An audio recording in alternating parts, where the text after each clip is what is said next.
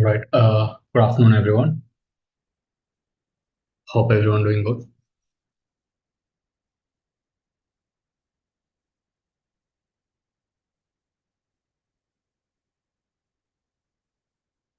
Yeah, good afternoon.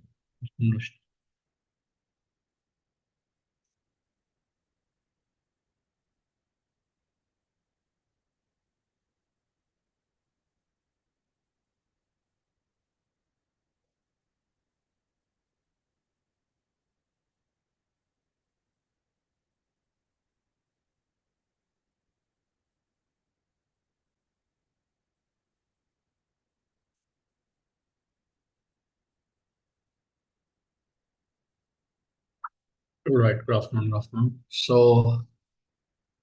What was the last topic we discussed on?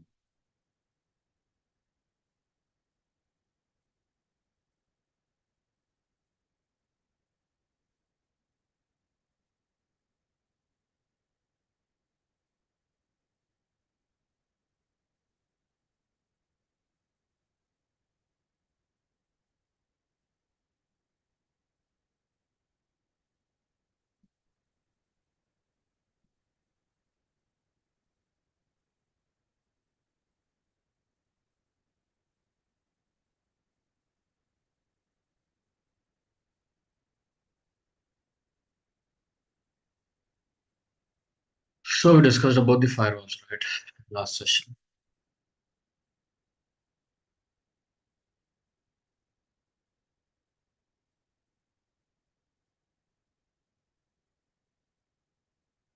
So today we'll go with some wireless network hacking.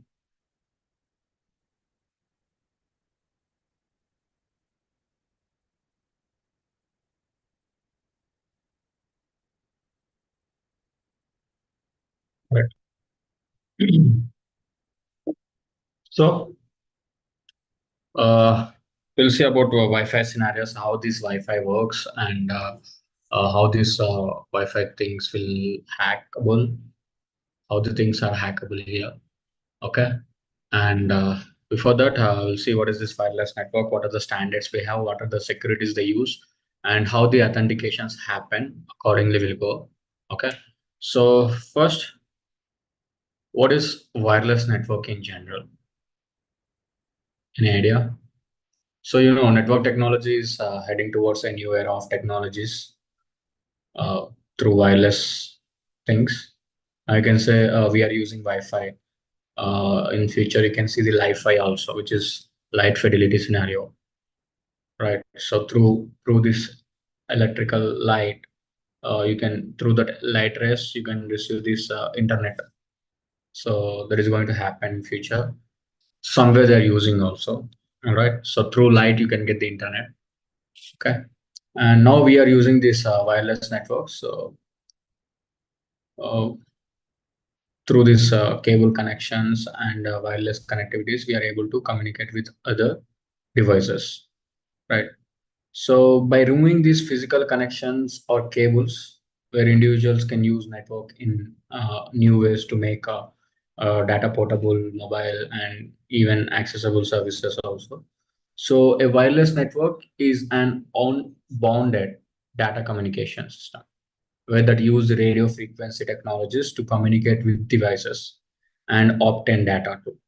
So these network, whatever the wireless network we are having, these network frees the user from complicated and multiple wired connections. So using electromagnetic waves to interconnect to individual points without establishing any physical connections here. So in this, we'll see how these wireless things work and what are these terminologies we have here. We'll discuss on that part. So as you know, wireless networks use the radio waves transmission, right? So which usually occurs at the physical layer of network structure. So with the global wireless communication revolution, data networking and telecommunications are fundamentally changing, right? So Wi-Fi refers to the WLAN based on IEEE. So what is this IEEE here? Any idea? IEEE. So what are the IEEE standards? So IEEE is nothing but here you have like Institute of Electrical and Electronics Engineers. That is what IEEE stand for. So they cover a wide range of topics in the field of electrical engineering, electronics, and even in computer science too, right? So these standards are established to ensure the reliability and consistency and even safety in various technologies. They only develop that, even various technologies and industries too. So in that, one of the IEEE standard which is allocated for wireless networks, which is 802.11. So 802.11, these standards define the specific for wireless local area network, which is nothing but WLANs. This specific 802.11, it defines the specifications for wireless network technology, so commonly known as Wi-Fi here. So you have to remember these standards actually. Why? Because sometimes they may ask you in an interview basis or even in exams of cybersecurity that what standard is running on 802.11 wireless. What is the standard for Zigbee protocol? There will be a Zigbee also, which we use in smartphones. So which is running on 802.15. Okay. So there is a wireless personal area network. And this is WLAN, and 802.15 will be there. Like so in 802.11, we are running the Wi-Fi, which is wireless network. And there is 802.15 also, which is for, this is for WLANs, and this is for WPAN, which is wireless personal area network technologies, such as your Bluetooth and even Zigbee. There is a Zigbee protocol, so which we use in our smartphones. So remember them. Okay. So very important. You need to remember those standards actually when it comes to the wireless network scenario base, right? So that is what IEEE. So which is Institutes of Electrical and Electronics Engineers. So they cover a wide range of topics in this field of electronics and computer science and even electrical also. So uh, they are used to ensure the reliability, consistency, and even the safety in various technologies and industries.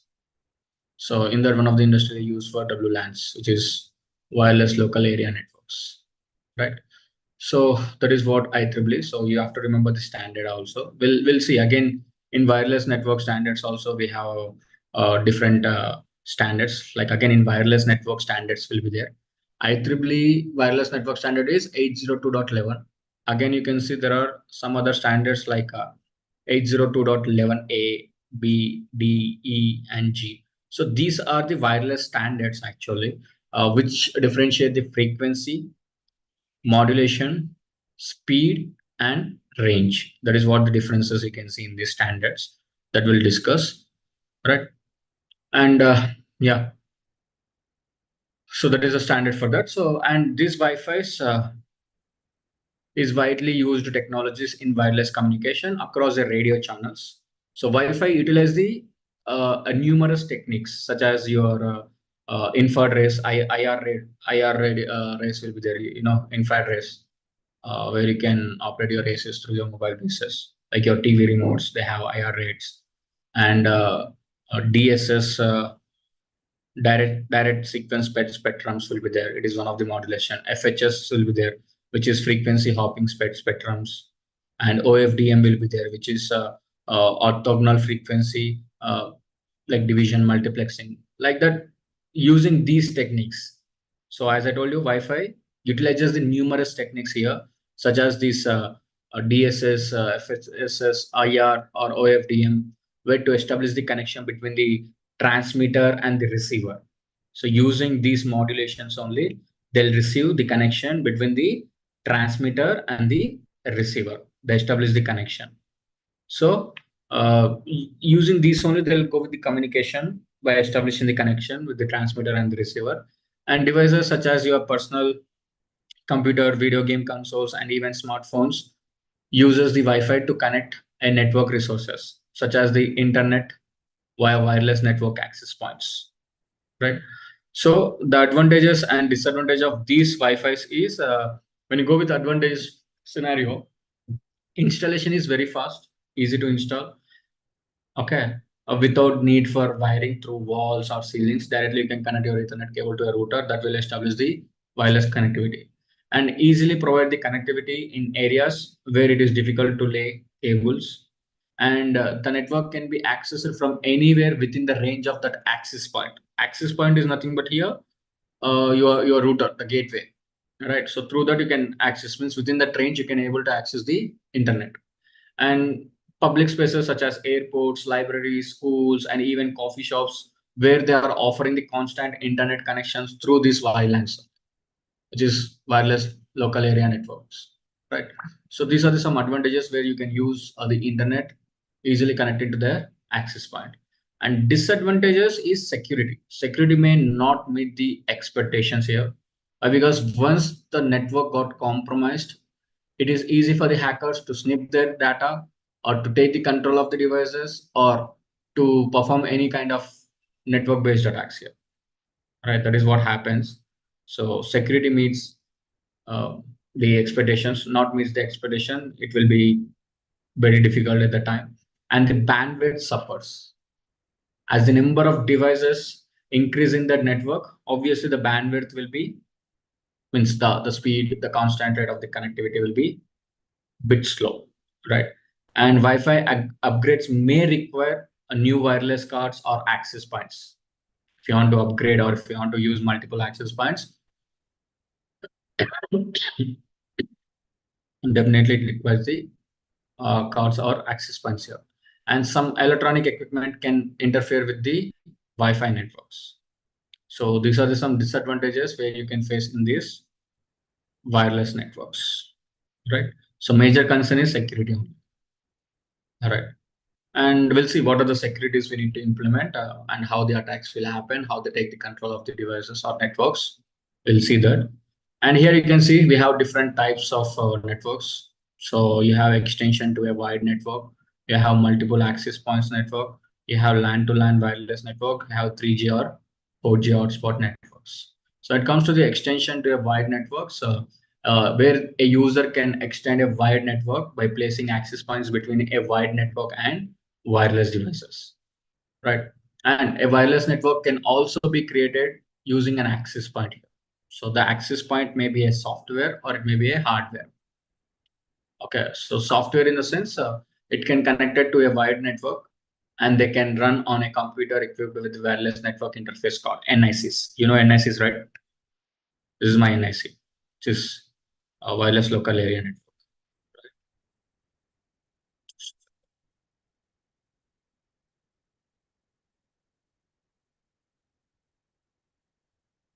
Right. So this is NICs are kind of a software-based access points and hardware-based access points in the sense where it supports most wireless features like your routers or broadband routers like that, right?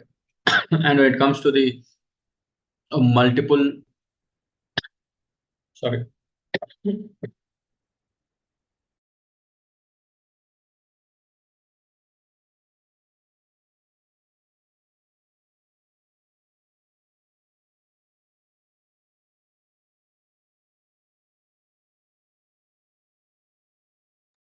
All right, sorry. So when it comes to the multiple access points, so this network connects computers wirelessly using multiple access points here.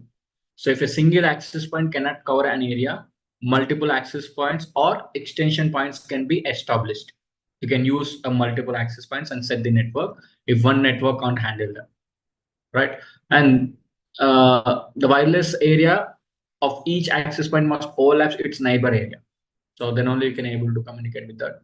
So this provides users the ability to move around the seamless using a feature called roaming. You can use that and you can communicate from anywhere in that particular access point location. So some manufacturers develop these extension points that act as a wireless relays, extended the range of single access point, and multiple access points can be stretched together to provide a wireless access to the locations far from the central access point.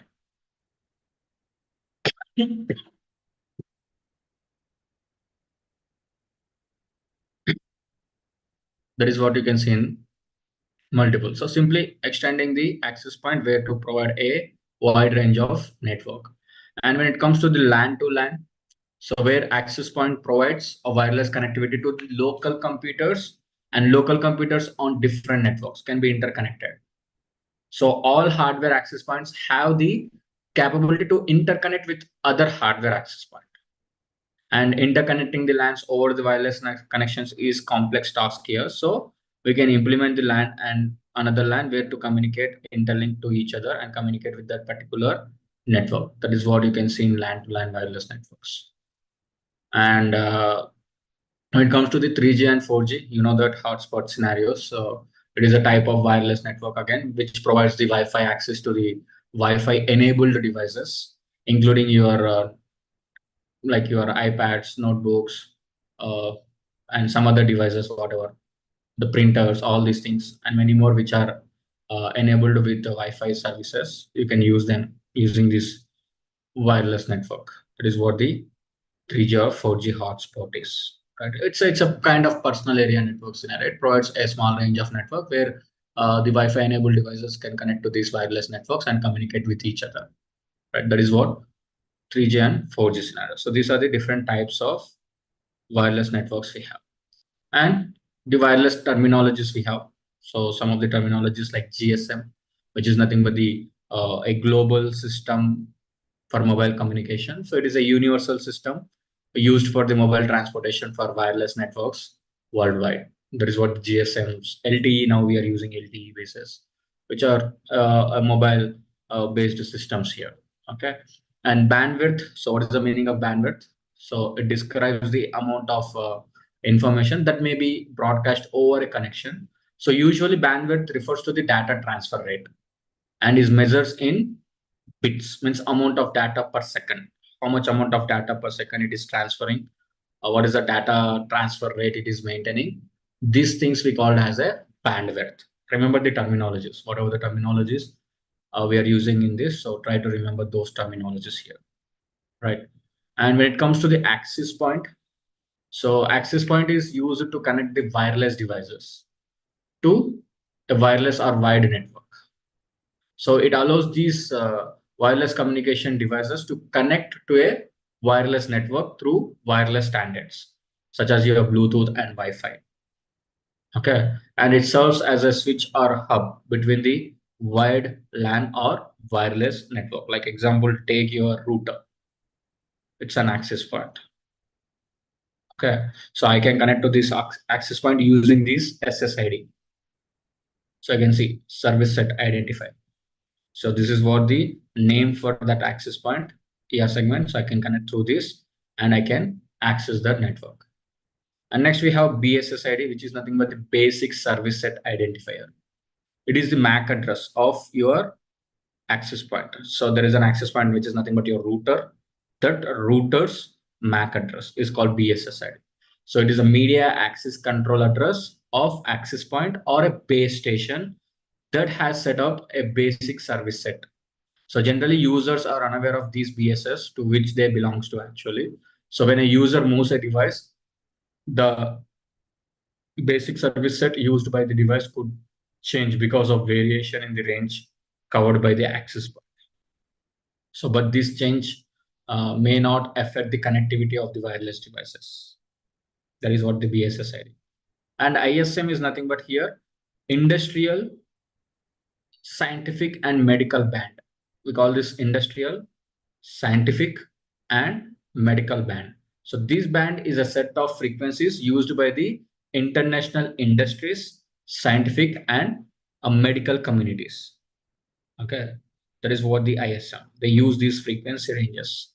And hotspot, there is a place where wireless networks are available for public use, and it refers to the areas which Wi-Fi availability and where users can enable the Wi-Fi on their devices and connect to the internet. That is what the hotspot. And association is nothing but here. It refers to the process of connecting. Means when I click on this particular thing, when I click on this and when I connect on that, then there will be a process happen which connects to the access point. So it is a process of connecting a wireless device to the access point. That process is called an association. Like you'll click on that Wi-Fi and it will authenticate and it will give the access, right? So that complete process is called as association. And the service set identifier, so it's a name, so which is given to your access point or to your NICs. Okay, so it is a 32 alphanumeric character, unique character or unique identifier to given to your wireless local area network, which is WLAN, where that acts as a wireless identifier of the network. So this SSID permits the connection to desired network among the available independent networks. So devices connecting to the same WLAN should use the same SSID where to establish the connection. That is what the SSID is doing here. So which is the name for your access point, that name, whatever the access name we are giving to this ER segment right now. You can see this, right? You can see my Wi-Fi things, right? Like ER segment, guest like that. Can you able to see that? Is that showing for you? Right, so that is what the access point connectivity part, and we click on that SSID, it will ask for your password, you'll enter that password and you'll connect to the Wi-Fi. That is how it's happened. That SSID is the nothing but the name of access point, right? And next, as you know, these are the modulations. So the modulations, as we discussed. So here OFDM is nothing but orthogonal frequency division multiplexing. It is a method of digital modulation of data in which a signal at a chosen frequency is split into multiple carrier frequencies that are orthogonal, means occurring at a right angle to each other. So these OFDM maps information on changes in the carrier phase. So frequencies, amplitudes, or even combination of these, and share the bandwidth with the independent channels. So it produces a transmission schema where that supports the higher bit rates than parallel channels. And it also a method of encoding the digital data on a multiple carrier frequencies. Means it changes the data according to the receiver point and encode that and send it to the endpoint. That is what the OFDM do. And MIM, which is nothing but multiple input and multiple output. OFDM, which is nothing but it influences the 4G and 5G wireless communication services. So adapting this modulation technique reduces the interference and increase the channel robustness, right? So it's a spectral efficiency of 4G and 5G. Okay, and direct sequence spectrum is another modulation. So this technique that multiplies the original data signal with a pseudo random noise spreading code, and also referred to a data transmission schema or modulation schema. And the technique protects signals against the interference or jamming. It protects from the jammers or all these things. And next, frequency hopping spectrum we have, which we call as FHSS, is also known as the code division multiplexing access, so CDMA. So it is a method of transmitting the radio signals by rapidly switching a carrier among many frequency channels. It decreases the efficiency of unauthorized interceptions. There will be interceptions or jamming of telecommunications, right? That can be prevented by implementing FHSS. So it is a method of transmitting the radio signals by rapidly switching a carrier among many frequency channels. And it decreases the efficiency of unauthorized interceptions or jamming of telecommunications. So it is a transmitter hops between available frequencies using a specific algorithm in a pseudo random sequence known to both the sender and receiver. That is what the FHS. These are the modulations actually. So these modulations are implemented in your standards. So accordingly, it will protect your data or preventing from jammings or interceptions and providing some secure connections between the wireless networks, right? So these are the terminologies. Try to go with the terminologies because we are going with these things, right? In practical basis. So you should aware of what is this access points, what is this service set identifiers. So on that basis, I mentioned the wireless terminologies for you. So you can just go through the terminologies again, right? And when it comes to the wireless standards, so as you know, IEEE standard has evolved from a standard for basic wireless extensions to wide LANs to mature protocols. So when introduced in 1997, I think, the WLAN standard specific operations at 1 and 2 Mbps in the infrared range as well as in the license exempt. So we have 2.4 gigahertz and 5 gigahertz. Have you observed this? 2.4 gigahertz and 5 gigahertz. Even you can see for my network also. There is a 2.4 gigahertz network and there is a 5 gigahertz network. You can see. So what is this 2.4 gigahertz and 5 gigahertz differences?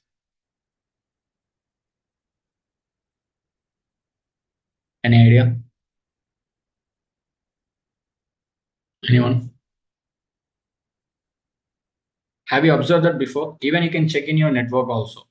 When you go to your Wi-Fi settings, you can see there is a Wi-Fi. Let me go to the open network interface here.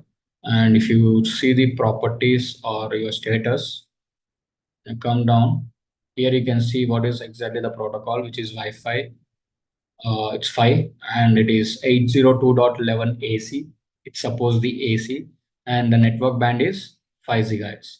So what is this 5 gigahertz and 2.4 gigahertz? Hmm?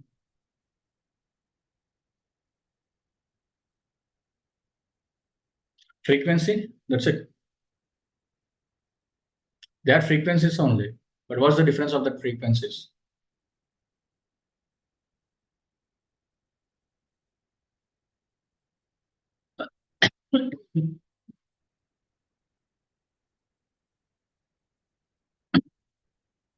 Yeah, the difference you can see is the frequency of range and speed, these both. So when it comes to the 2.4 gigahertz, it has longer range than 5 gigahertz. 5 gigahertz, 2.4 gigahertz has a longer range compared to 5 gigahertz and speed is slow. It will be a bit slow. Okay. So where they cannot penetrate solid objects like walls and floors or more effectively. So making them suitable for providing the coverage over large areas. When it comes to the 5 gigahertz, here it is a shorter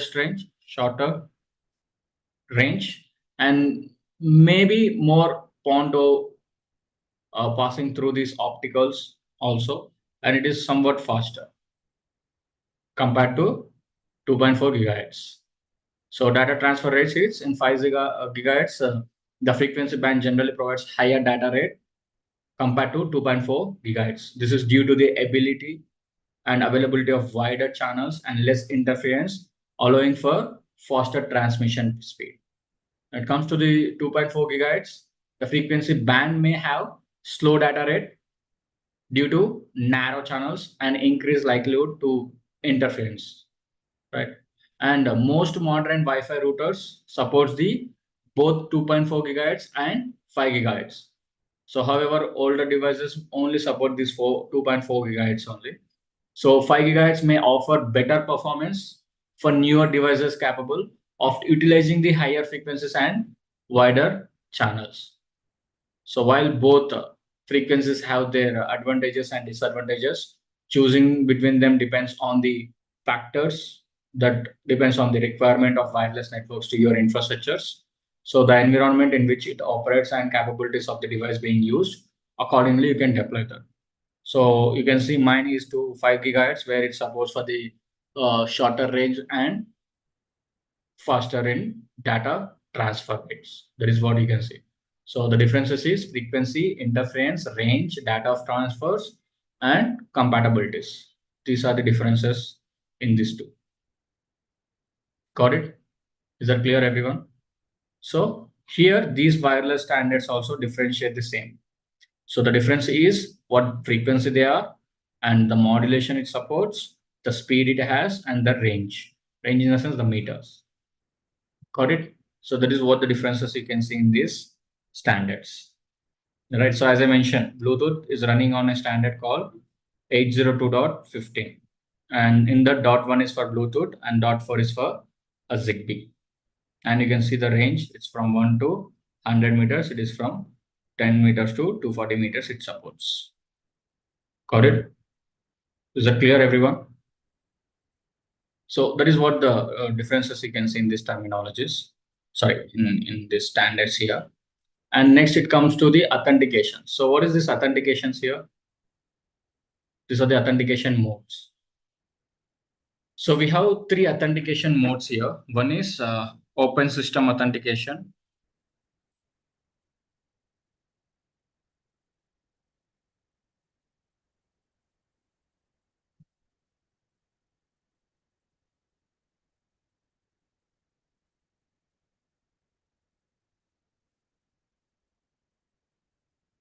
Authentication modes we have in Wi-Fi, in wireless networks you can take.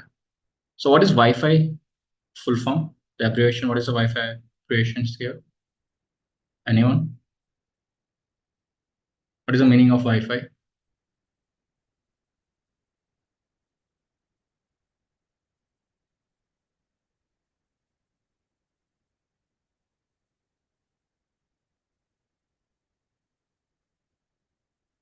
It's wireless fidelity, right? So you have an idea, right? Or because without knowing the Wi-Fi, we are discussing about Wi-Fi hacking. So remember, Wi-Fi is a wireless fidelity here. So in that we have the authentication modes. One is open system authentication. Another one is shared key authentication. And another one is, I think it's a centralized authentication. Yeah, centralized authentication in the sense we use some radius servers. So centralized authentication servers will be there. So these are the three authentication modes which we have for the Wi-Fi. So first of all, what is this open system authentication? As you can see, where there is no need of any password scenarios. So you can see some access points will be open, means there won't be any security for that. So just you can click on that, it will automatically connect. So while connecting, it exchanges the props, which is nothing but the request of packets, and then it will allow you to access that particular access point. So here you can see in open. So any wireless clients that attempts to access a Wi-Fi network sends a request to the wireless access point for authentication. So in this process, the station is nothing but the client here, the device which is trying to connect to this particular router or to the network. That is what we call as the station here. Sends an authentication management frame containing the identity of sending station for the authentication and connection with the other wireless station. So which is wireless access point. So then the access point returns the authentication frame to confirms the access to the requested station, thereby completing the authentication process. Simply, you click on that, it exchanges the props, and then it will allow you to access the authentication. That is what happened here. No need of giving any password here. Just it will authenticate the device information and collect the information, and then it exchanges the props and connect that particular system. So it's an open system authentication scenario. When it comes to the shared key authentication, you can see this is a shared key. So you need to click on that. You can see I can't click on that. Why? Because it will disconnect. If we've connected physically, I can show that we connected virtually. So if I disconnect this, it will disconnect from Zoom. So better. I'll tell you, just try to understand. So now you can see this is having a authentication, means it is logged. So if you want to connect to this particular network, you need to click on that, click on connect, it will authenticate with the password. Now you need to enter the password. That password is sent to the access point. That access point will validate that password in their server. And if that matches, then it will exchange the key with this client, and then it will allow the client to connect to the access point, means exchanging the key here. That key will be decrypted, and then it will allow the station to connect to the network. Stations are nothing but stations are nothing but the devices. For example, there is a router. This is a router. So to this router, there is device A is connected, device B is connected, device C is connected. So this B is a station, C is a station, and A is a station. So if I want to connect with this network, first I need to authenticate myself. That will send a request, that will give the challenge. I need to accept the challenge. Then it authenticates and give the access to me. Then the station can able to connect with that network. So that is what I mentioned here. So The station sends the authentication frame to the access point, and then the access point sends a challenge to the text to the station. And now stations encrypt the challenge text using its configured 64-bit or 128-bit of key, which is nothing but your password, and sends that encrypted text to the access point. And now access point use its configured, for example, wide equivalent privacy. There is a WEP key where to decrypt the encrypted text. So the access point use its configured configuration and decrypt the text with the original challenge text. If they matches, then the access point authenticates the station, and then it will allow the station to connect the network. Means here exchanging the data happening. Previously, it is not like that. There is no encryption or decryption. Why? Because we are not giving any authentication thing here. Means we are not using any key, or we are not using any password to send to this server and validating that. But here it is doing that activity. That is what the shared key authentication. So in this process, each wireless station receives a shared key over a secure channel. So that distinctly from 802.11 wireless network communications channels. And that is what you can see in this, how the authentication happens. So access point can reject the station if the decrypted text does not match with the original challenge text. So the station will be unable to communicate with either the Ethernet network or 802.11 network. I mean, just 802.11 network is nothing but the wireless network. Okay, don't be confused again. Okay, so that is how the authentication happened. And when it comes to the, sorry, I think I didn't mention the centralized authentication. So centralized authentication in the sense, in this, they use a server. Let me show you. We use some radius servers actually. So somewhere I have kept that radius. Look for, here we have the radius server. Can you see here? This is the database. Imagine this is your user. So he connects to this access point, and now he uses this password to the access point. Now access point will send to this radius server. So what this radius server is, this radius server contains some information about that username and passwords. Okay, so there is a centralized authentication server known as a remote authentication dial-in user service. That is what radius meaning is. Remote authentication dial-in use service. So which sends the authentication keys to both access point and to the client that requires the authentication with the access point. So these key enables the access point to identify a particular wireless client, and then accordingly it will authenticate and allow that user. So you can see in organizations, we have many hundreds of devices. So individually for every device, they'll provide a separate password. So whenever a client wants to authenticate with a wireless network, right? So first he'll send the key to this Wi-Fi, he'll authenticate. Now this Wi-Fi access point will check that with the radius server. So what this radius server contains, actually every user data. It's kind of a database simply. It's kind of a database where it holds all the users information. Okay, all the users information. So whenever I'm trying to authenticate with that, it won't check with these wireless networks. Remember, it won't contain any data. It takes our request to the radius server, which is centralized server, where it holds the users data. Once it validated, the radius server will give the access to this station to connect with your access point. So there is no direct connectivity here. It should validate. So previously we show in shared key. In shared key scenario, the authentication will happen here itself. It is validating with your access point itself. But when it comes to the radius server, it is validating with the centralized server here. So let me take a screenshot of this.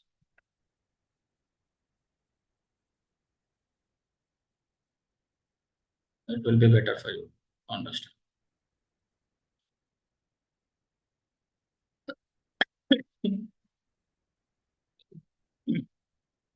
All right.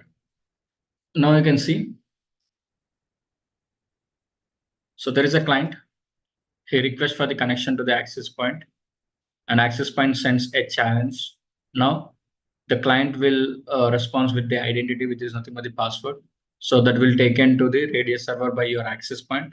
Now radius server will send that, will accept that and validate that, and sends a request to the wireless client with the access point specifying the authentication mechanism to be used. And that wireless client responds to the radius server with the credentials via access point. Through this, he will enter the credentials. That credentials will be forwarded to the radius server.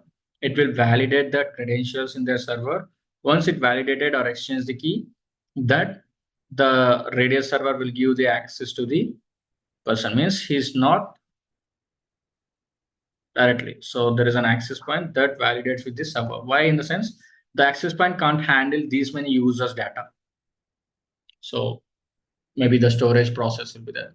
So due to that, where the access point can't handle that users information, because of that, they use a separate centralized authentication service called radius server. In that, they maintain the users' data.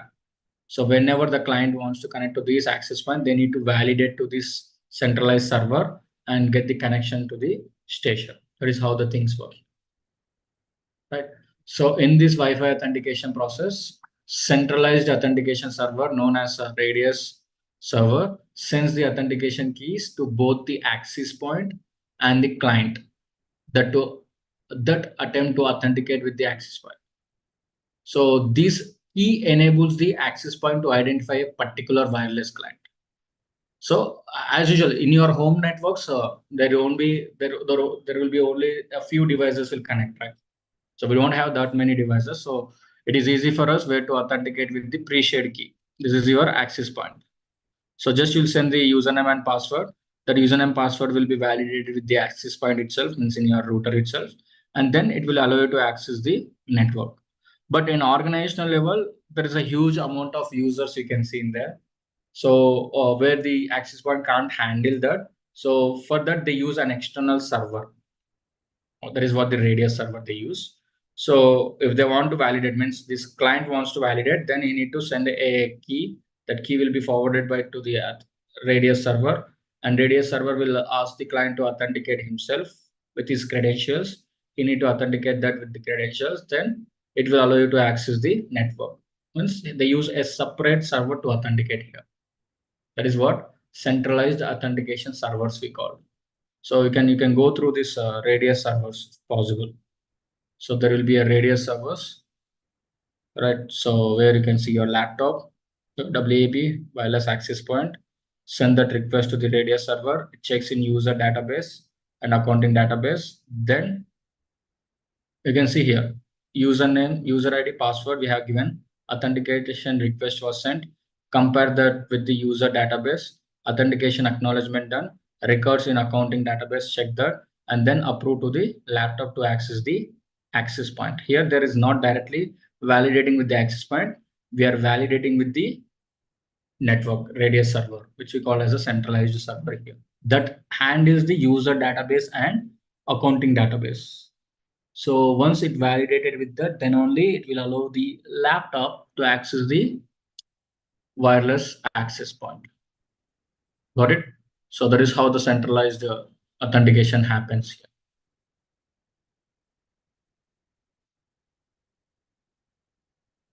Right. So these are the three different types of authentication. So we do shared key authentication only. Whatever the network we use is a shared key authentication only. So we don't have any separate radius server.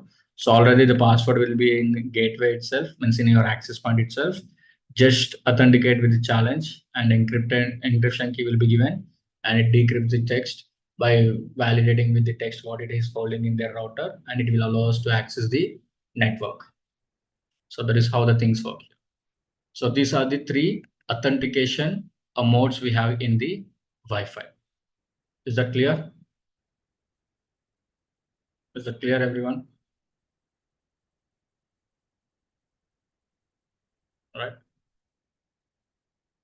So next we have, there are some types of antennas, wireless antennas we call. You may have seen these antennas, like there is a Yagi antenna. What is the use of these antennas? Anyone?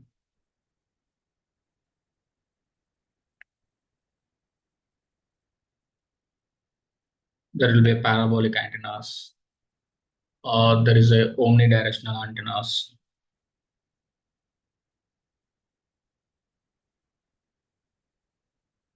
Right. So what is the sorry, what is the use of these antennas? Signal, to receive the signal, for wireless communications. So you have HF, high frequency, very high frequency, ultra high frequency bands here. So Yagi antennas is a directional antenna consisting of two or more parallel regional antennas elements in the end fire arrays. So these elements are most metal rods acting as a behalf. So antennas are integral part of your Wi-Fi networks. So your router is having some antennas, right? So it is sending and receiving the radio signals.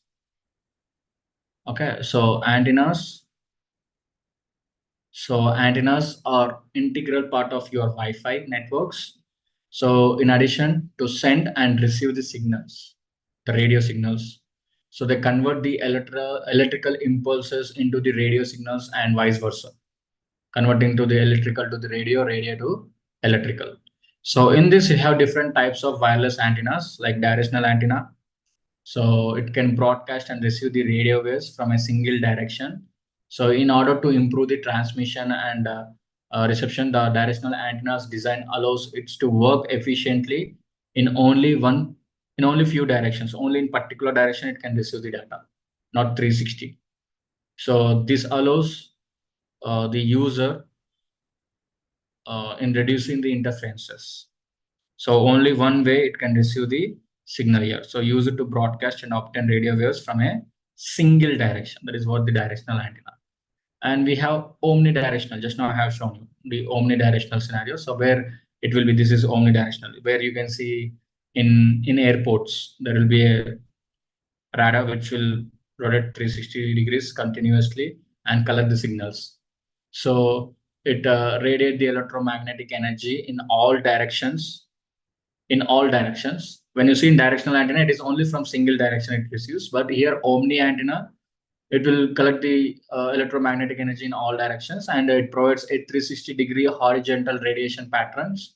So they radiates the strong waves uniformly in two dimensions, but the waves are usually not as strong as in the third dimension.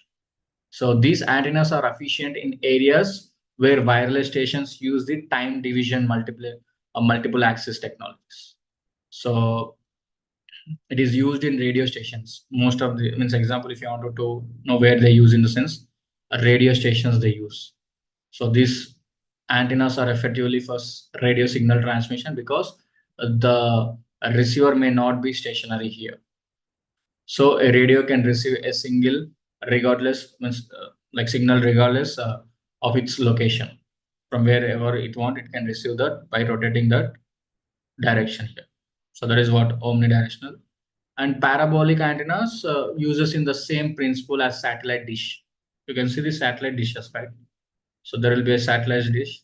So same like that, there will be a parabolic. You can see mostly we use in your dish TVs, right?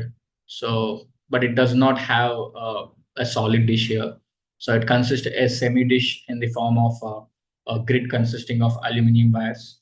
So these antennas can achieve a very long distance Wi-Fi transmissions through highly focused radio beams. So these type of antennas is useful for transmitting the weak radio signals over a very long distance on the order of 10 miles. So this enables the attacker to obtain a better signal quality, resulting in more data to eavesdrop on the target.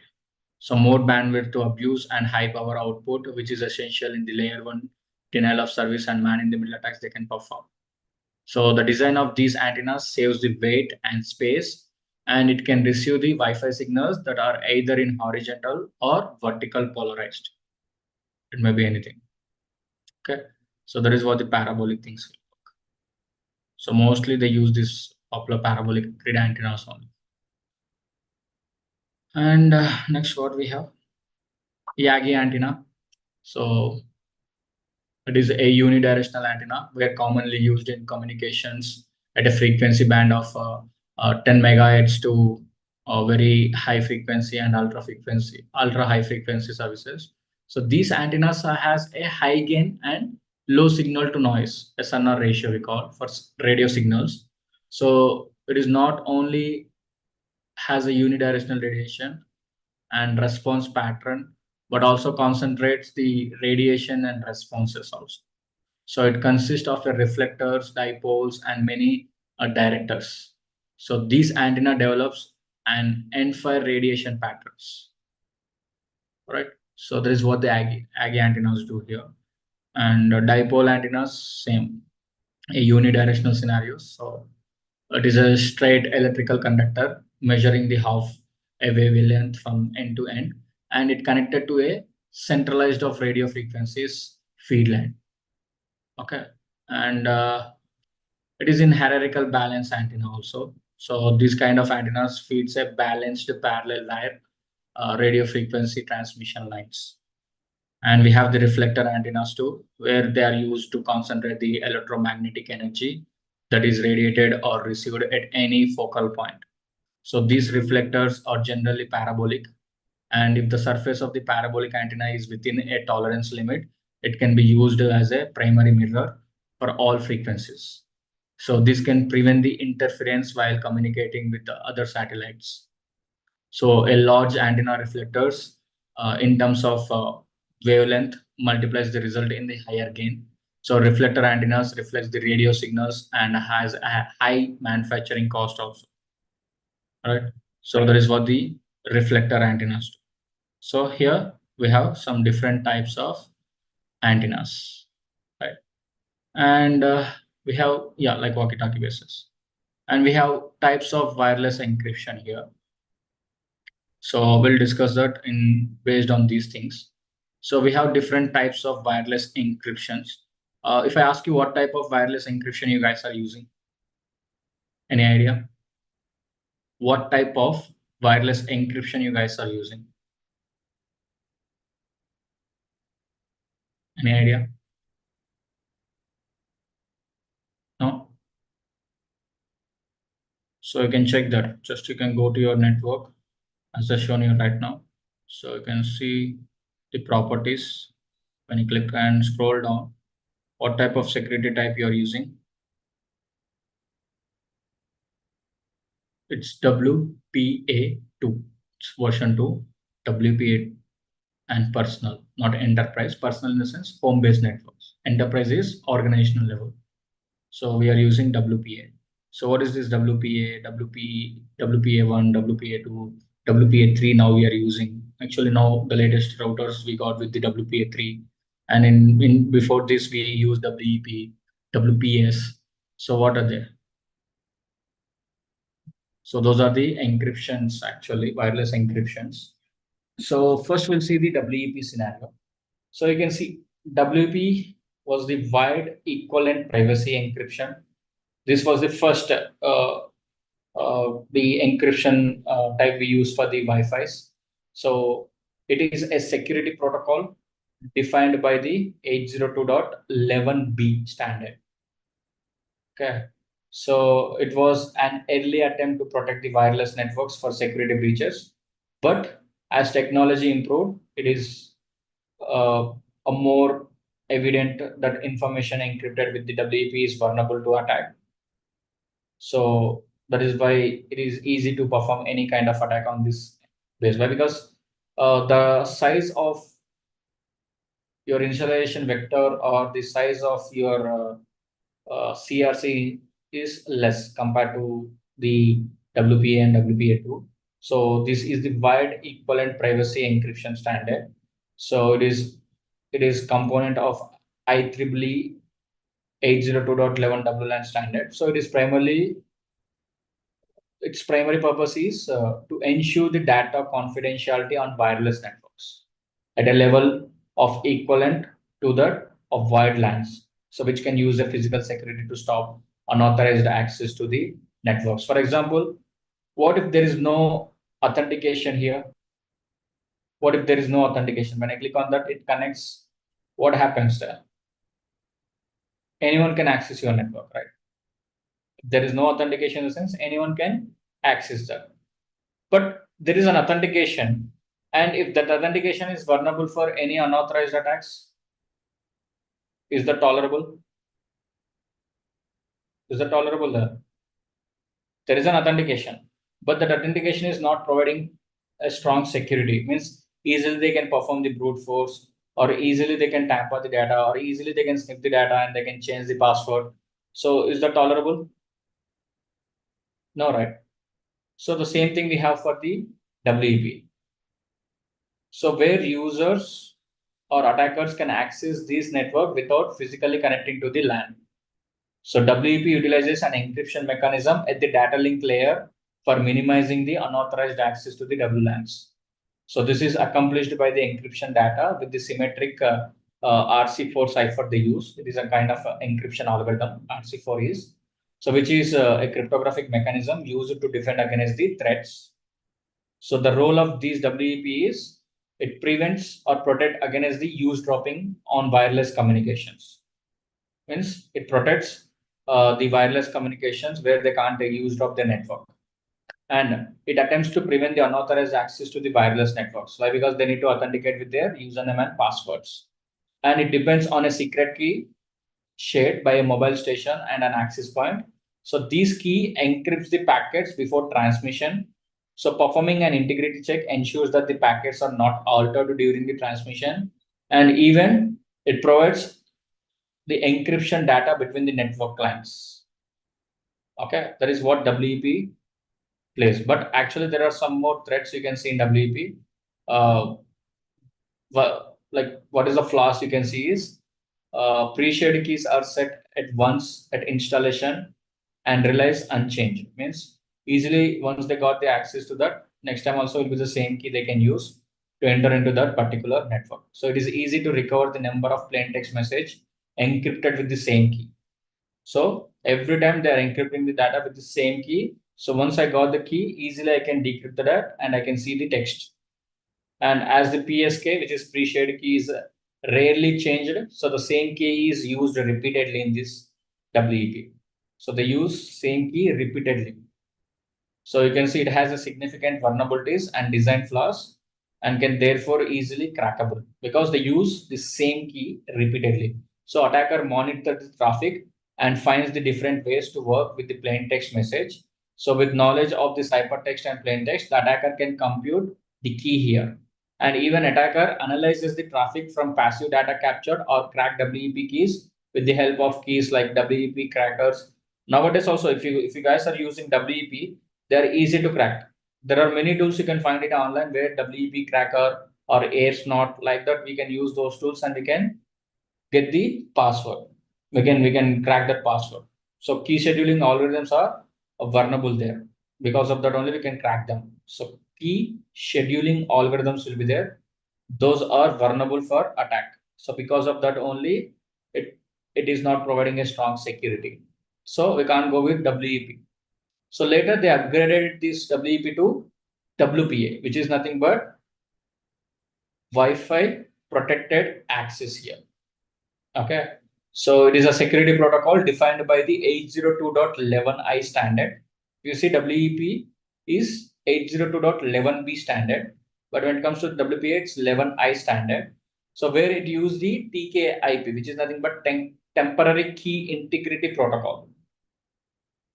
Okay, so in the past, the primary security mechanism used between the wireless access point and wireless clients as WEP encryption, which has major drawback in that. So it uses a static encryption key there. So attacker can easily exploit that weakness and get the access of that network. Later, in WPA, it has a better data encryption security than WEP because the message passed through this is using the MIC. So whatever the message you're passing through this network, it uses MIC, which is nothing but message integrity check. So which uses the TKIP, which is temporary key integrity protocol. So which utilizes the RC4 stream cipher encryption with 128-bit of size, 128-bit of key size. When it comes to this RC4, here it uses only RC4 with a sorry, I think it's 64-bit of key size will be there. But here it is using 128 of key size and 64-bit of MIC integrity check. Here it's only 32-bit of checksum, CRC checksum it is using, but here it is using the 64-bit of MIC scenarios. So which provides a strong encryption and authentication in this compared to WEP. WPA will provide a strong encryption authentication here. So WPA is an example of how 802.11i provides the stronger encryption and enables the pre-shared key. Okay. And WPA uses the TKIP for data encryption, which eliminates the weakness of WEP by including the per packet mixing function, and MIC, which is message integrity check, and extended the installation vectors and rekeying mechanism. Means here it is not using a same key every time. When you can see in WEP, it uses the same key every time. It won't generate the key for every authentication. It uses same key. So here it is rekeying mechanism they are using. Right. And again, it is also contains some vulnerabilities like war driving or some other vulnerabilities we have. I think I have mentioned some vulnerabilities here. You can see even you have the lack of forward secrecy, or WPA TKIP is vulnerable to packet spoofing and decryption attacks. And the vulnerabilities in TKIP allows the attackers to guess the IP address of the subnet like that, and eavesdropping attacks we have. Right. So that is why they implemented to WPA2. So what WPA2 is do?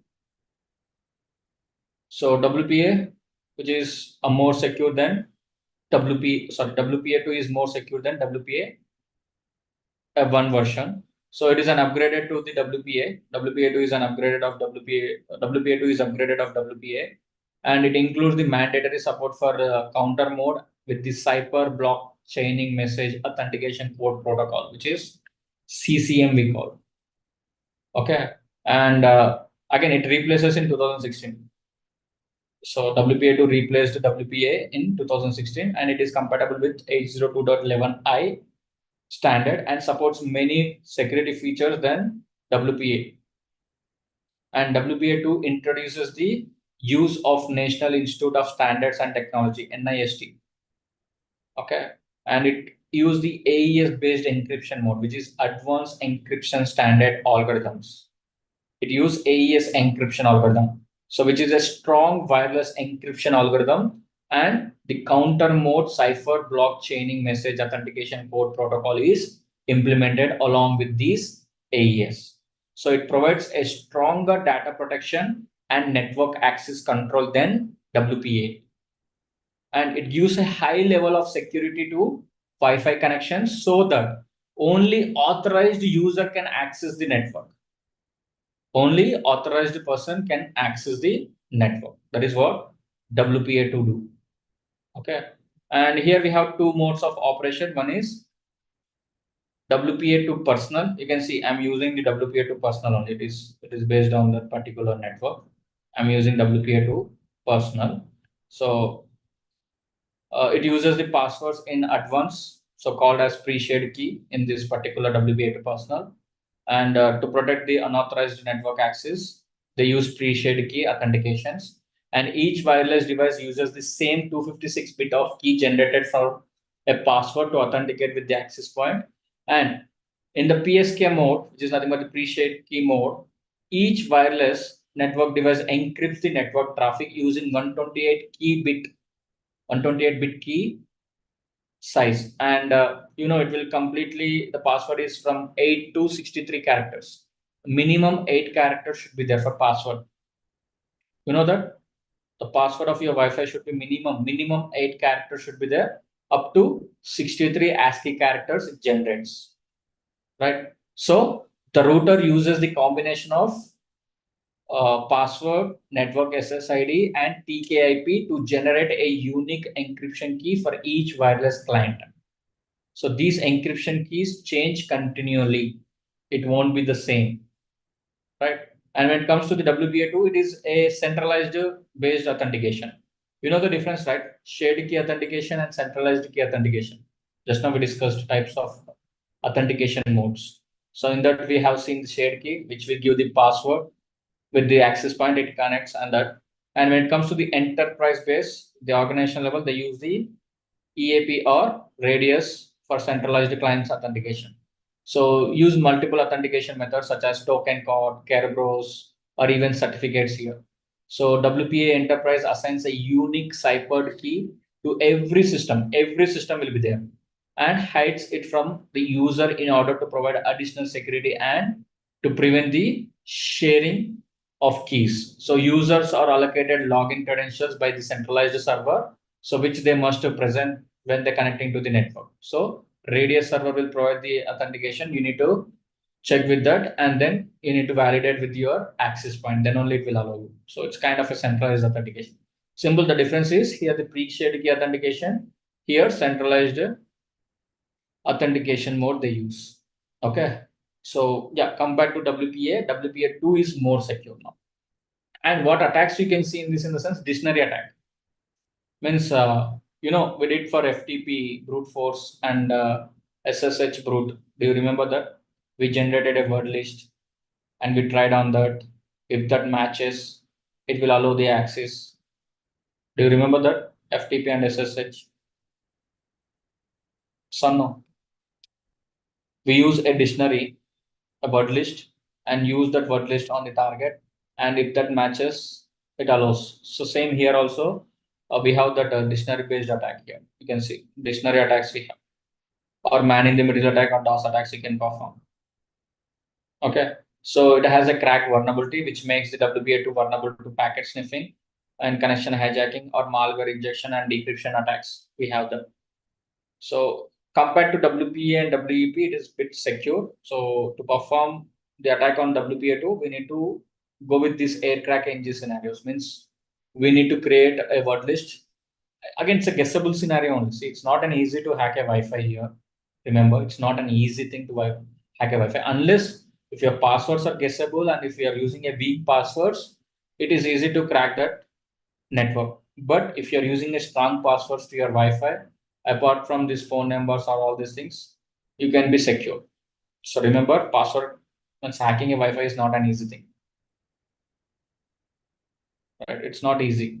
Nowadays, they are getting WPA3 actually. So compared to WPA, WPA2, at least you can try this dictionary attack or anything. But WPA3, it won't allow even dictionary attack also. So they use a mechanism called Dragonfly Key Exchange and SAE protocol actually. So if you see what is this SAE protocol and Dragonfly in the sense, it prevents the keys every time. Means only 2 or 3 items you can do, not more than that.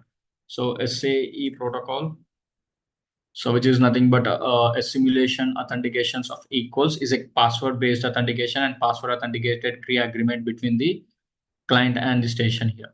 So if you see in you can see WPA3 is using this SAE to provide a stronger defense against the password guessing. So SAE is Secure Key Establishment Protocol. Remember, you can see. So the key agreement method mandatory here. So the scheme achieves forward secrecy is highly resistant to offline brute force dictionary attacks. Can you see the mention? At least you can try the offline attacks on WPA2. You can try. If that password got cracked, you can do that. But when it comes to the WPA3, no, even you are not able to perform the offline brute force attack.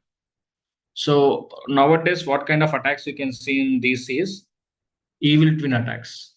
Most of the means, as you know, Wi-Fi is more secure nowadays compared to the older versions. You can see if it is WEP, WPA, yeah, you guys can crack them easily. You can do that. But when it comes to the WPA2, in WPA2, at least you can try a brute force, offline brute force attack. You can try.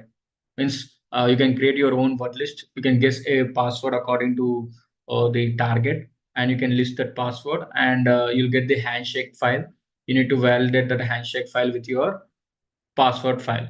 If those matches, it will give the access. But when it comes to the WPA3, even you can't perform the offline attack also. Every time it changes the key, every time it changes the handshake, it won't be the same. So it is a bit difficult for you to perform these brute force attack or war driving attacks here. So I suggest evil twin attacks. So evil twin attacks also is not an easy thing. For that, you need a proper device setup. We call as a evil twin attacks, where we create a fake access point. For example, I'll give an idea about evil twin attacks. So to perform that evil twin attacks, you should have an adapters. First thing, the pre-request you need to know. First, you should have an external Wi-Fi adapters. First thing, it may be a TP-Link or it may be a Alpha. I suggest go with Alpha. Sorry, it's ALFA. Alpha adapters will be there. Like you can check them. Just a second, I'll show you. So like Alpha Wi-Fi adapters will be there. It supports every device actually. Some adapters are not supporting. Based on the kernel, it supports the devices actually. But Alpha will be universal. It supports any kind of device here. But it will be bit cost compared to the normal adapters. And I personally using the TP-Link Wi-Fi adapters. I'm using this, which is older version, but latest version is not supported to the many devices. Make sure when you purchase any adapter, first check them. If it is not working, then replace that and get another. Try that. So go with trial and error basis, because it depends on the device what we guys use.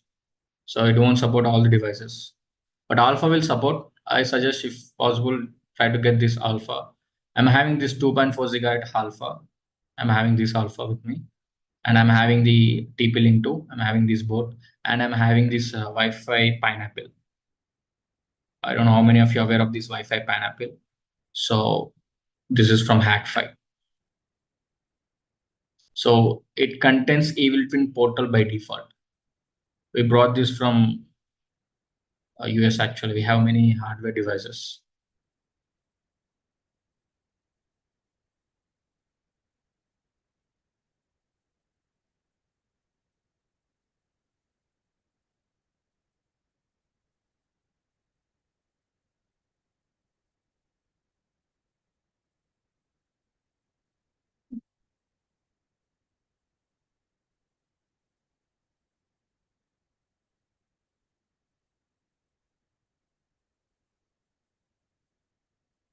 I go with the more photos.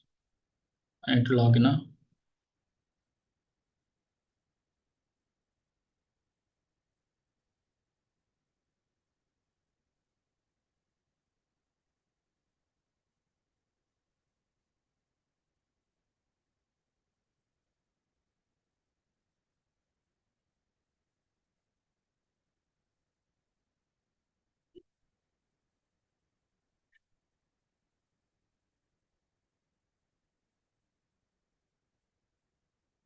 I'll show you the devices actually.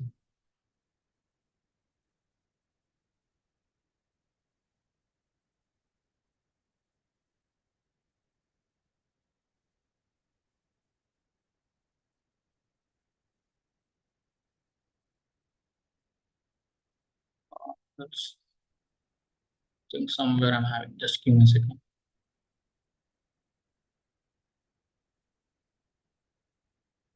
Hmm. You can see we have all this setup. So you can see we have a pineapple here. So using this pineapple, we can create a evil twin portals actually. We can create a separate portal for this. You can see these are all the devices. This is ESP32 where you can perform some de-authentications using this. And we have a flipper, ACRF, and I'm missing that de-authentication watch. Yeah, here we have the de-authenticated watch. Can you see this watch? So it is a de-authenticator. This is alpha we are having. And these are the ESPs, which are used for de-authenticators also. We can create a project on this part. This is Wi-Fi Pineapple actually. So what is the use of this Wi-Fi Pineapple is actually it is not there right now. I'll try to get back that. But what is the use of these Wi-Fi Pineapples? In the sense you can create a fake evil twin portals. So portals in the sense what they do is actually imagine, I'll tell you a scenario. Evil twin, how these things work is, uh, this is your device, okay? There is an access point. This is nothing but your router. ER segment. Imagine this is a ER segment access point. So your device is trying to your device is connected to the ER segment access point. Imagine this is your device. We call this as a station is connected to the ER segment network. Now there is an attacker nearby your network. What he do is he use these kind of Wi-Fi pineapple, or he use this kind of de-authenticator. You can see this watch. So de-authentication in the sense he will send a fake request, de-authentication request to this network. So it is a de-authentication request. So by sending this de-authentication request, your network will be down. Your network will be down. You're getting my point? What is de-authentication? Will send some fake de-authentication request to the access point and make the network down. Means you won't get signal here. Here, can you see? I'm getting the ER segment, right? It won't show you. Once I done the de-authentication, it will be completely down. These watches or that pineapple will have that features inbuilt. Once they do the de-authentication, this network will be down, completely down. So now what this guy will do is the attacker will create a fake access point with the same name, with the ER segment SSID only. He create the same ER segment SSID. You getting my point? He make this network down and he creates a fake access point. Now it will show you the ER segment, same exactly like ER segment. What you'll do, you'll try to, when you're not getting internet, what you'll do, again, you'll click on that, right? Yes or no? When you disconnect the network, again, it shows you the network, you'll click on that. Yes or no? You click on that network, right? So which network you guys are clicking? This original or this fake? Which one? This fake it is showing. Original is de-authenticated. It is completely down now. It is not showing for you. At that time, I place a fake access point with the same SSID. So now the victim will try to connect to this network. Once you click on that, it will redirect to the login page. It will redirect to you the login page. It says some technical issue and ask you to enter the password. Once you enter the password of your Wi-Fi, that will send to the attacker. It will send to the attacker. So that is how they trick you, by creating a fake access point here. So this is a kind of a social engineering, same like phishing only, kind of phishing attack only. By creating means making the original down and creating the fake one and making you to click on that fake. Once you click that, it will redirect to some page or it will ask you the password there itself. Once you click on that, again, you'll connect to this fake. It will generate the network also. Remember, this Wi-Fi pineapple, what is the advantage of this Wi-Fi pineapple is it can generate the network also. It like act as your router only. Same how your router is providing the network for you, same it will provide the same network for you. Okay. And they can easily sniff your data now. They can easily sniff your data. Means you connected to the fake access point, they got your password, and again, it will connect to the original and then sniff the data. That is how the things work here. So we call this as a evil twin attacks. Mostly you guys will use the public networks, right? How many of you use public networks? Public networks in the sense like a metro, railway station, airports, Wi-Fi. You guys use that, right? So Starbucks, especially in foreign countries, they go to the cafeteria, they'll connect to their Wi-Fi. So as an attacker, what I can do is I make that network down, that Starbucks network down, and I'll create a fake Starbucks access point. And when they click that, it will redirect to a login page. It will ask for the email login or something. Once they click on that, it will ask for the email, username, and password. That username and password will be sent to the attacker. Same, completely phishing. I can do that. So for that, we need these kind of adapters. Definitely, it requires this de-authenticators and it requires this pineapple, Wi-Fi pineapple we call. Okay. So prerequisites I'm telling you, right? So in the document, I mentioned the air crack NG scenario. So that is WPA2 based attack. So there is a suit called air crack NG. Maybe you guys have performed many times. I don't know, like you guys see these YouTube videos and you do this for hacking. At the time, most of them have shown you the air crack NG only. So first we need to collect that network information, choose that access point and de-authenticate that access, capture the handshake file and perform the brute force. That is what this attack means. Okay. So that we'll see in next session. We'll go in practical in next session. So before coming to that, make sure just go through this attacks. So you have many different attacks like what driving, rogue access points. You can see evil twin attacks, honeypot, session hijacking, man in the middle attacks, like data replay attacks. So there are many attacks you can see. But now, especially, they're focusing on evil twin attacks only here, right? So because of this WPA3 only, why? Because we don't have any brute force based attack. So we are creating a phishing based attacks only nowadays. So completely we'll create a phishing attack. So in this document, I have mentioned everything in detail, aerodrome based scenario. So for this attack, just we need a adapter. That's enough.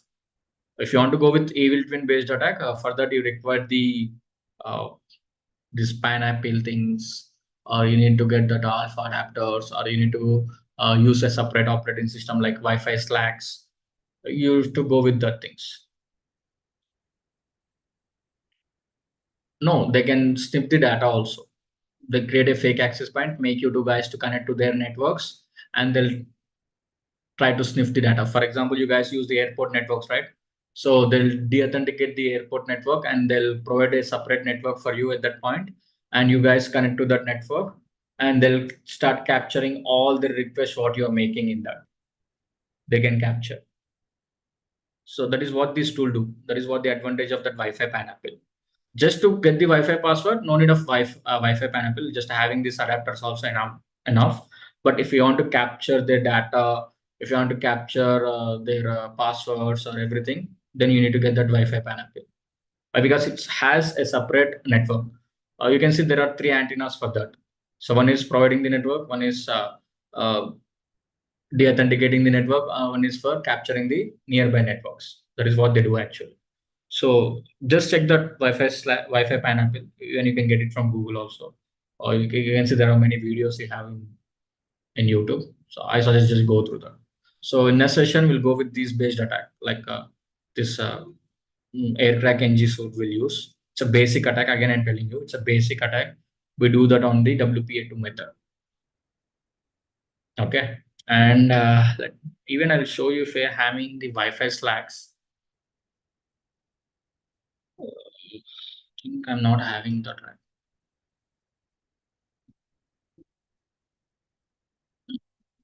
Using Wi-Fi slacks.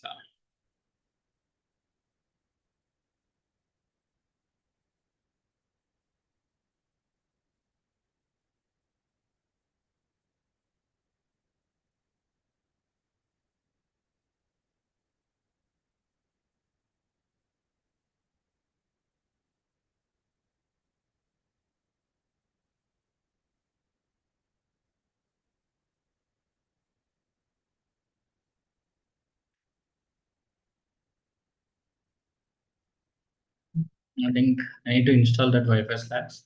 So there is a separate operating system for you from the twin attack. So Wi-Fi, there is a tool called Wi-Fi slacks. You can try that. So it is completely a wireless based attacks. You can see it's in Spanish actually. Uh, you can see that slacks in Spanish language. You can try them. So you can install. You can go with Wi-Fi wireless penetration testing. So it's a separate operating system for Wi-Fi, only for Wi-Fi.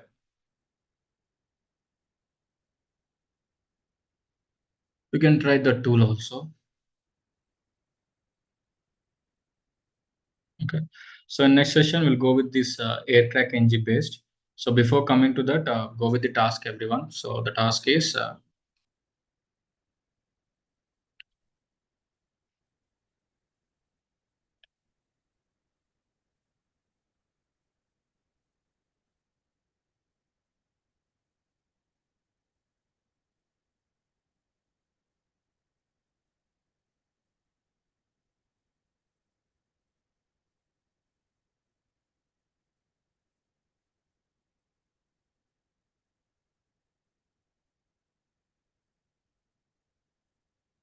all wireless networks. I'm telling you,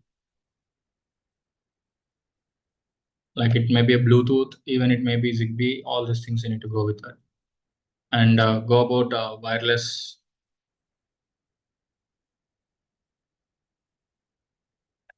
encryption. So wireless encryptions are nothing but here. WEP, WPA,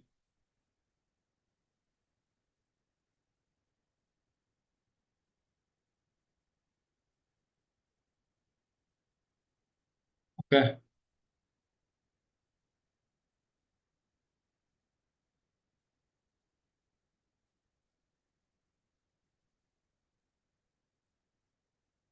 Wireless attacks. See what are the wireless attacks we have. Like example, war driving. Just see what is war driving, or just see what is evil twin.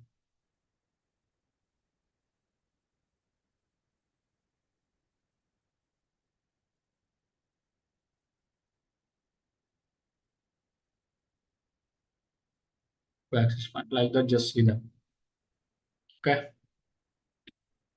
So go with that. So in next session, we'll perform the attack. We'll see how to capture the nearby attacks, everything. Uh, See about the project, they'll explain you. Don't worry. Okay. The team will explain you. They are making the projects. They'll research that and they'll do that. Okay.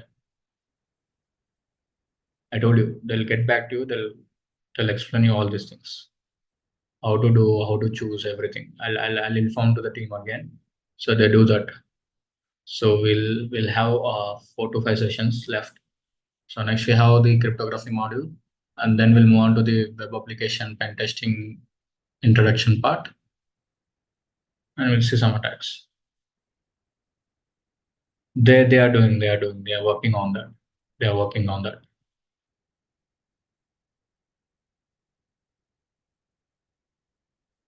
Okay.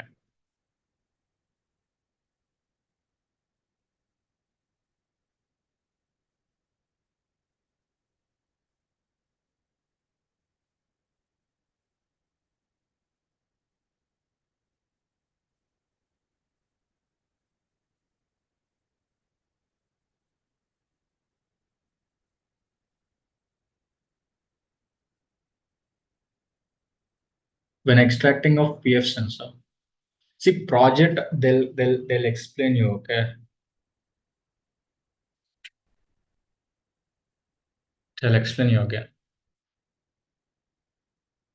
PF sense, it's not extracting. See, don't go with the direct man. It's ISO file, right?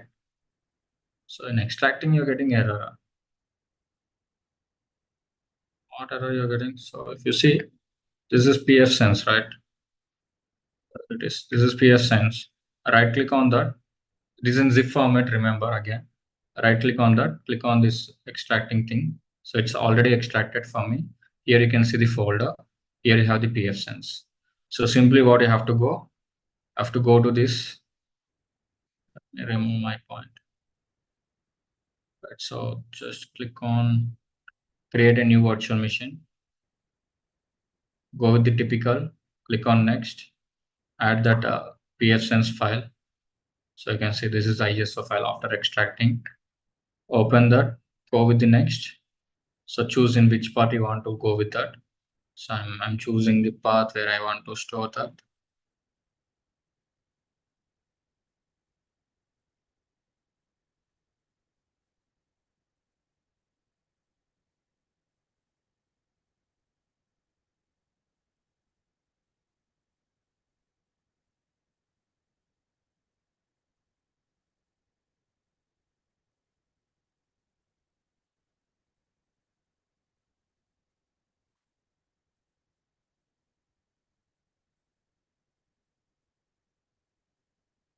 So just go with this next, finish. So you're getting that right. So in the feedback in last session,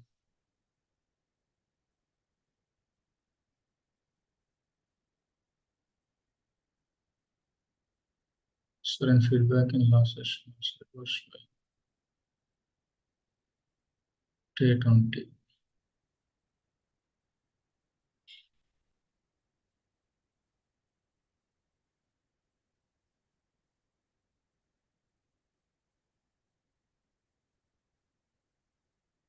They'll check that you can submit.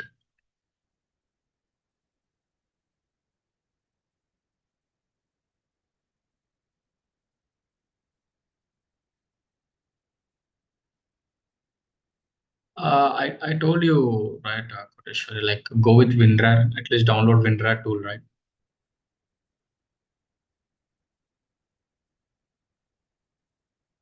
Extraction operation was not completed. Maybe there somewhere it is extracting. Check that. Or else use this WinRAR tool. Try to download the WinRAR tool and use that WinRAR extraction tool and extract that file. So better use the WinRAR extraction possible.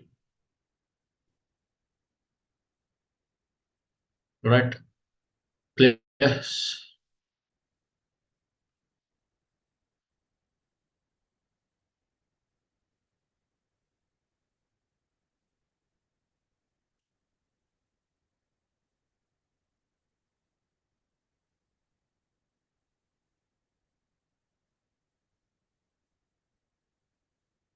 Right. So we'll stop it for today here. So thank you for attending the session, guys. Have a great day. So see you in next session.